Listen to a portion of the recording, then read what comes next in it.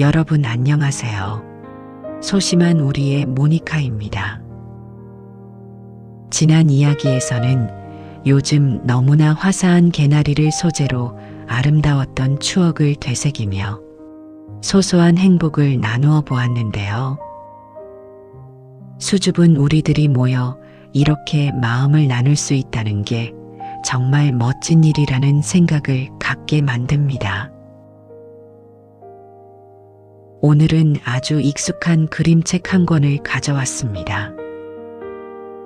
아마 제목만 들어도 마음 한구석이 찡해지는 분들이 많으실 거예요. 바로 쉘 실버스타인의 아낌없이 주는 나무입니다. 유치원생이나 초등학교 저학년 아이들이 읽는 짧고 단순한 그림책 같지만 사실 이 책은 생의 마지막 순간까지 우리가 풀어야 할 사랑이라는 숙제를 담고 있습니다. 오늘은 이 나무와 소년 그리고 그 속에 투영된 우리들의 이야기를 해보려 합니다.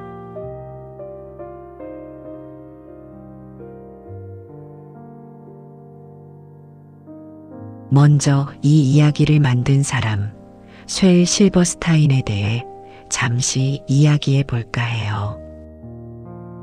그의 그림체를 기억하시나요? 아주 단순한 검은색 선으로만 이루어진 그 그림들 말이에요. 사실 그는 작가이기 이전에 군인이었고 음악가였으며 플레이보이 잡지의 사파가이기도 했습니다. 겉모습만 보면 아주 거칠고 자유로운 영혼이었죠. 그런 그가 어떻게 이런 지독하리만큼 헌신적인 사랑 이야기를 그려낼 수 있었을까요? 아마도 그는 인간이 가진 가장 근원적인 외로움과 그 외로움을 채워줄 수 있는 유일한 방법이 조건 없는 내어줌이라는 것을 누구보다 잘 알고 있었던 것 같습니다.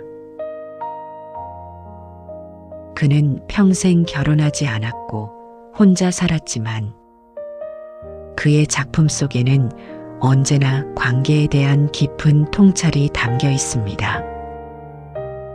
아낌없이 주는 나무 역시 마찬가지예요.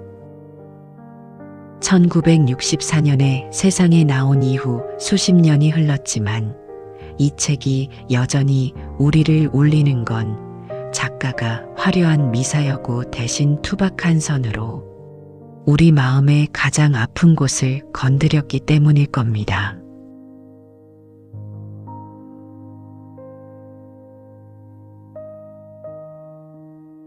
책 속에서 나무는 소년에게 모든 것을 줍니다. 어린 시절에는 놀이터가 되어주고 소년이 돈이 필요할 때는 열매를 주고 집을 짓고 싶어 할 때는 가지를 내어줍니다. 멀리 떠나고 싶어 하는 소년에게는 자신의 몸통마저 베어 배를 만들게 하죠. 그리고 마지막 순간 돌아온 노인에게 편히 쉴 밑돈까지 내어줍니다. 이 줄거리를 가만히 따라가다 보면 자꾸만 겹쳐지는 얼굴이 있습니다. 네, 바로 부모님입니다. 저도 참 고집이 센 아이였습니다.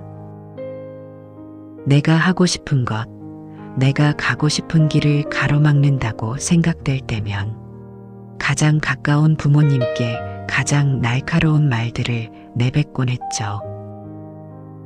소심하고 예민했던 저는 밖에서 받은 상처를 집으로 가져와 정작 나를 가장 사랑해주는 이들에게 되돌려 주었습니다.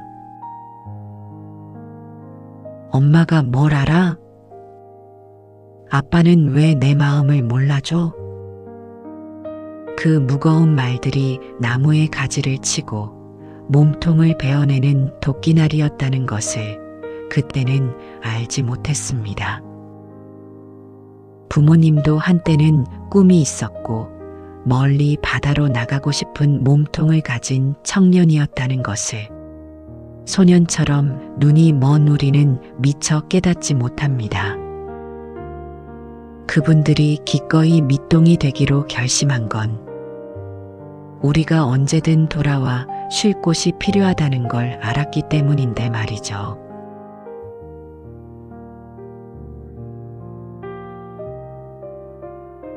나이가 들어 다시 읽는 이 책에서 저를 또 다르게 아프게 하는 건 나무의 희생보다 소년의 무심함입니다.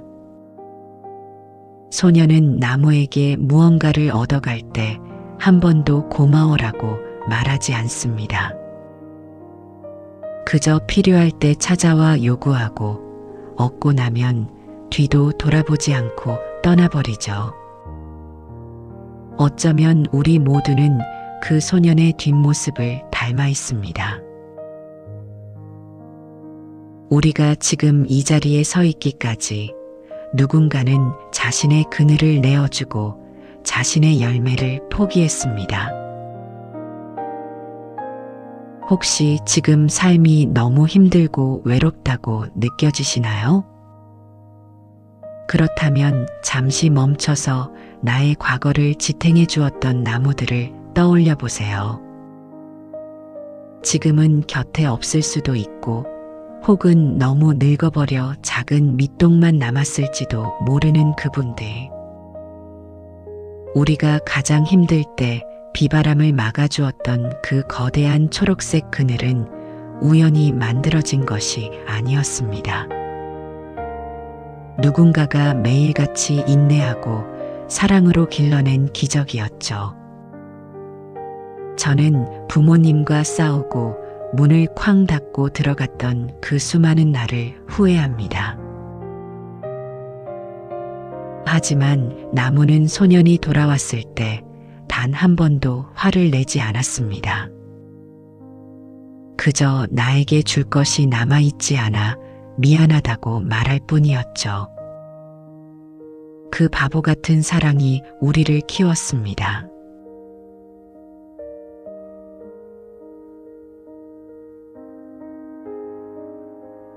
요즘 우리는 개인주의와 이기주의가 팽배한 시대를 살고 있습니다. 개인과 개인 사이는 물론이고 사회와 국가 간에도 자신의 이익을 지키는 것이 가장 영리한 태도인 것처럼 여겨지기도 하죠. 그래서일까요? 모든 것을 내어주는 이 나무의 이야기가 누군가에게는 비현실적이거나 심지어 바보 같은 손해처럼 들릴지도 모릅니다. 하지만 여러분, 이상하게도 우리는 무언가를 꽉 쥐고 있을 때보다 손을 펴서 나누어 줄 때 더 큰 해방감과 행복을 느끼곤 합니다. 추운 겨울, 길가에서 만난 구세군 자선 냄비에 작은 지폐 한 장을 넣을 때의 그 온기. 내가 조금 덜 쓰고 아껴서 자선단체에 보낸 기부금이 누군가의 생명을 살린다는 소식을 들었을 때의 그 뿌듯함. 때로는 나조차 몸이 힘들고 지친 상황임에도 불구하고 어려운 이웃을 돕기 위해 땀 흘릴 때. 역설적으로 내 안의 상처가 치유되는 경험을 하기도 합니다. 왜 우리는 손해를 보면서도 행복할까요? 그것은 우리가 무언가를 줄 수 있는 존재라는 사실을 확인할 때 인간으로서 가장 고귀한 가치를 회복하기 때문이 아닐까요? 내 것만 챙길 때는 세상이 나라는 작은 감옥에 갇히지만 베풀기 시작할 때 비로소 우리는 타인과 연결되고 그 거대한 사랑의 흐름 속에 올라타게 됩니다. 나무가 소년에게 마지막 밑동까지 내어주고도 행복했던 건 결코 바보라서가 아니었습니다. 소년이 편안히 쉬는 모습을 보며 비로소 자신의 존재 이유를 완성했기 때문이죠. 우리도 마찬가지입니다. 작고 소심한 우리들이지만 누군가에게 내민 따뜻한 손길 한 번이 나를 살리고 상대를 살리는 기적이 됩니다.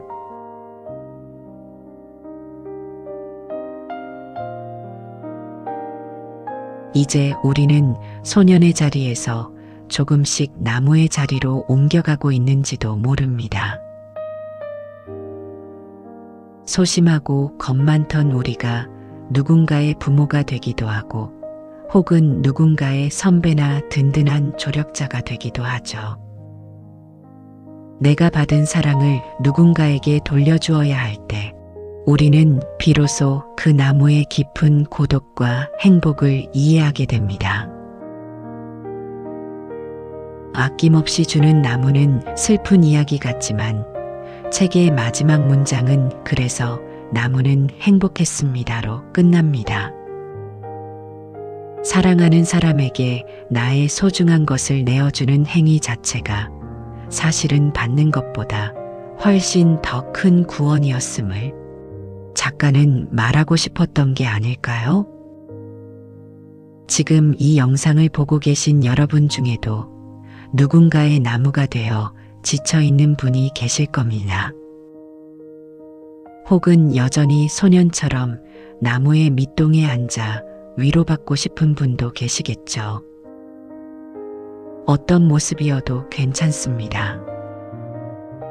우리 모두는 누군가에게 나무였고 또 누군가에게는 소년이니까요. 오늘은 나를 지금의 나로 있게 해준 나의 나무에게 마음으로라도 인사를 건네보면 어떨까요? 나를 지켜줘서 고마웠어. 당신 덕분에 내가 여기까지 올 수 있었어. 라고요.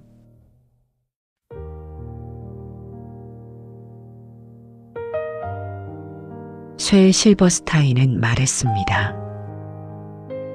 가장 큰 사랑은 아무것도 바라지 않는 것이다. 하지만 소심한 우리들에게 그건 참 어려운 일입니다. 자꾸만 보상을 바라고 내 마음을 몰라주는 상대에게 서운함을 느끼기도 하죠.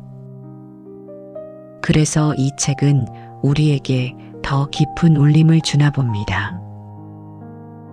우리가 도저히 닿을 수 없을 것 같은 그 순수한 사랑을 보여주니까요.